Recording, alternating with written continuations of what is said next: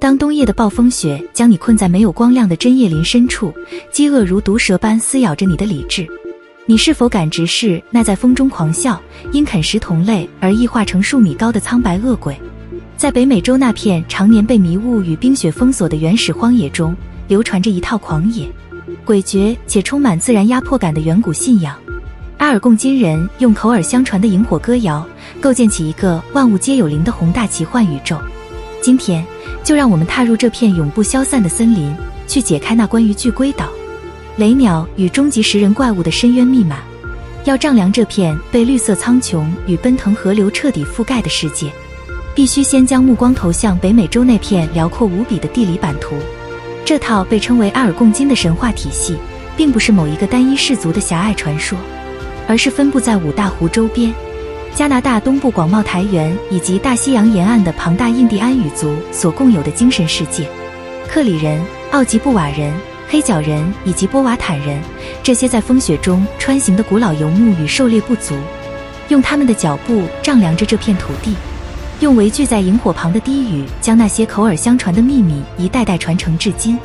他们的宇宙观深深地植根于北方那无边无际的温带针叶林与荒凉的台原之中。在他们的世界里，空间绝无冷酷坚硬的物理边界，整个宇宙就是一具正在呼吸的庞大生命体。森林是它的皮毛，纵横交错的河流是它奔流不息的血管。无论是狂奔的驯鹿、参天的古树，还是掠过树梢的寒风、万年不动的顽石，其内部都蛰伏着一种独立且平等的灵魂与意志。人类在这片苍茫的林海中从来都不是主宰者，他们与万物平起平坐，必须时刻在对自然的敬畏中摸索着生存的平衡。在阿尔贡金人那充满了生命律动的空间架构中，人类居住的凡间大地拥有一个异常奇幻的名字——龟岛。相传，凡人踩着的这片广袤陆地，实际上完全建造在一只体型庞大到无法估量的神圣巨乌龟的甲壳之上。巨龟静静地漂浮在无边无际的原始海洋之中，用自己坚实的脊梁托举着整个人类文明的繁衍。在这块大地的4个角落，盘踞着守护宇宙平稳运转的4方风铃，每个方位的风铃各司其职，代表着不同的季节、色彩与神圣原理。北风之铃代表着刺骨的严寒与绝对的试炼，东风之铃则预示着温暖的重生与太阳的破晓。4风的交替吹拂，维系着大地万物的生息。当凡人的生命在这片土地上走到尽头，他们的灵魂将踏上一段通往西方的漫长而艰辛的朝圣之旅。亡灵们必须在迷雾中穿行，跨越一条横亘在深渊之上，由一条巨大无比的毒蛇幻化而成的危险独木桥。任何心怀罪恶，在生前严重违背了自然契约的灵魂，都会在过桥时因为意志崩溃而坠入桥下的万劫不复深渊。而那些顺利通过考验的纯洁灵魂，则会抵达位于西方尽头的永恒猎场。那是一个永远被和煦春光笼罩的极乐世界，那里百花盛开，有着捕猎不完的丰美野兽。死去的灵魂将在那里与先祖的英灵重聚，在甘甜的泉水旁日夜歌舞，继续享受着无忧无虑的狩猎与狂欢。在这套将万物有灵奉为底层逻辑的宏大信仰体系中，力量的至高极点呈现出一种无形无相的终极意识。这位被称为极其曼尼图的至高造物主，也就是世人常说的大灵，他完全没有其他神话中那般清晰的拟人化形态，也绝不在世间显现任何具象的五官。它是一种充斥在宇宙每一个角落，存在于每一片树叶与每一缕微风之中的无上神圣原理。大灵代表着宇宙间最绝对的善意、无瑕的光明，以及维系所有生命运转的终极平衡。与代表绝对光明的大灵相对立的是蛰伏在阴影深处，象征着混乱与死亡的恶灵奇皮曼尼图。奇皮曼尼图凝聚了自然界所有的负面能量，化身为冰冷的疾病、疯狂的饥饿与无情的死亡，时刻窥视着大地的生机。在这套极其深奥的哲学架构中，这两股截然对立的力量并不是简单的非黑即白对抗，它们犹如天平的两端，是大自然阴阳运转不可或缺的两个核心齿轮。光明与黑暗的终极博弈，在无形中驱使着生命的繁衍与消亡，让整个阿尔贡金奇幻宇宙在动态的平衡中永远生生生息。由于至高大灵高悬于形而之上的维度，真正活跃在凡间前线，引导人类文明前行的，是一批被大灵派遣到人间的文化英雄。在奥吉布瓦人的口中，这位拥有无上魔法的变形大师名为纳纳伯佐，他天生拥有一半的神圣血脉与一半的凡人身躯，经常在荒野中幻化成一只体型庞大的神圣野兔。纳纳伯佐是人类最亲近的兄长，他用超凡的智慧教导人类如何制造轻便的独木舟穿梭江河，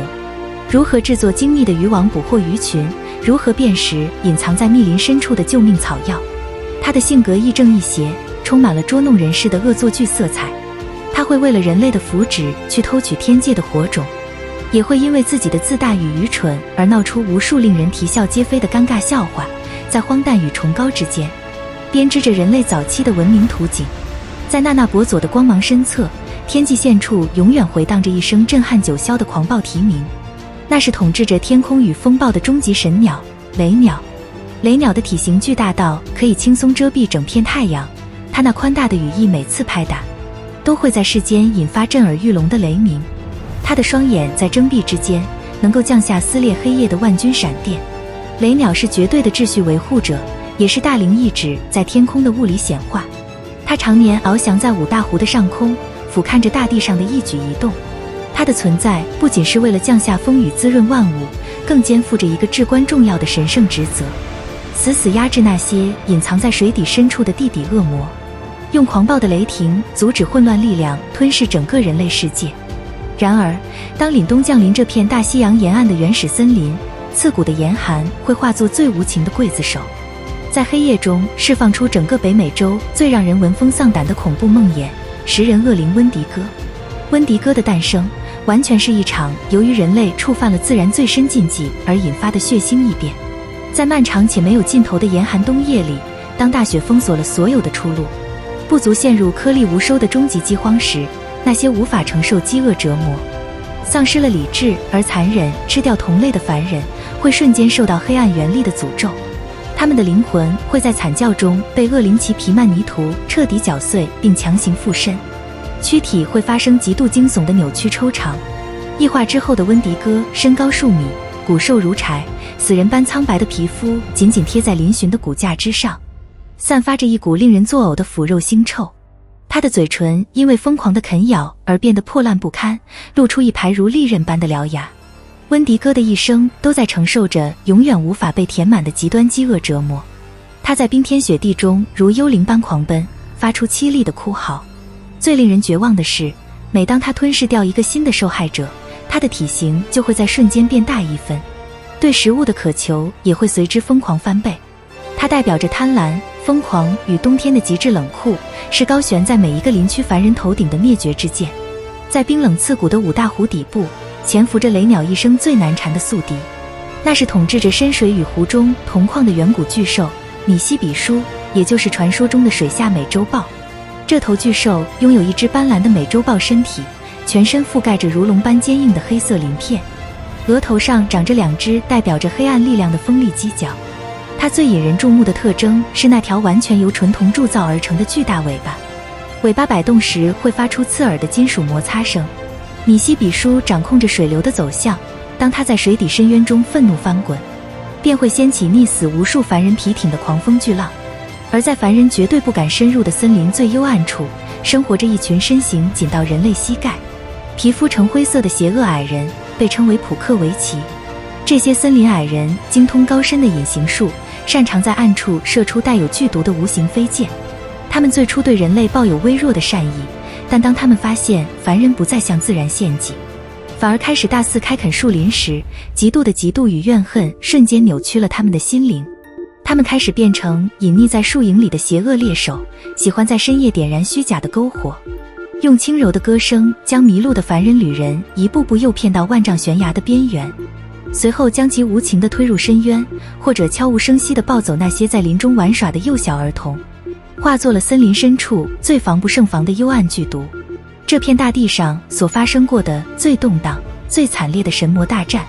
源于文化英雄纳纳伯佐与水底巨兽米西比舒之间无法调和的血海深仇。在极其遥远的古代，狡黠的水下美洲豹在深渊中设下圈套，残忍地害死了纳纳伯佐最挚爱的狼兄弟。听着森林中传来的孤狼悲鸣，处于极度暴怒中的那那伯佐拉满了大灵赐予的神功，射出了一支包裹着烈焰的惩罚之剑，穿透了重重水波，重创了水下美洲豹的肉身。被神剑重伤的米西比舒在湖底发出了震碎大地根基的痛苦怒吼。为了复仇，水底的混乱势力彻底失控，他们疯狂地扭曲了水流的法则。无边无际的原始大洪水从各大湖底喷涌而出，以摧枯拉朽之势瞬间淹没了巍峨的山川与广袤的森林。凡人世界在滔天怒潮中顷刻间化为了一片死寂的汪洋大海。那那伯佐在洪水的追逐下，狼狈不堪地逃到了世界最高处的一棵巨型松树顶端，看着脚下那片将整个宇宙彻底吞噬的深蓝色水域，为了重构破损的凡尘秩序，那那伯佐决定向身边幸存的几只潜水动物求助，开启了一场关于生命繁衍的终极深渊探索。那那伯佐站在松树枝头，神情万分严肃地请求身边那些精通水性的生灵潜入那不见天日的洪水源头，去偷回哪怕最微小的一撮远古泥土。强壮的水獭率先纵身跃入洪流之中，但在那连光线都无法穿透、压强异常恐怖的万米水底，水獭很快因为缺氧而被迫浮上水面。随后，意志坚韧的海狸也展开了尝试，它拼死向着更深的黑暗前行，最终也只能在吐出一串虚弱的气泡后无功而返。就在所有的生灵都陷入绝望，眼看世界将永远沦为水下恶魔的领地时，一只体型分外娇小，在平日里备受冷落的麝鼠，带着极其决绝的眼神，义无反顾地一头扎进了那冰冷刺骨的深渊漩涡。漫长而死寂的等待过去了，海面上甚至连一星半点的波纹都消失殆尽。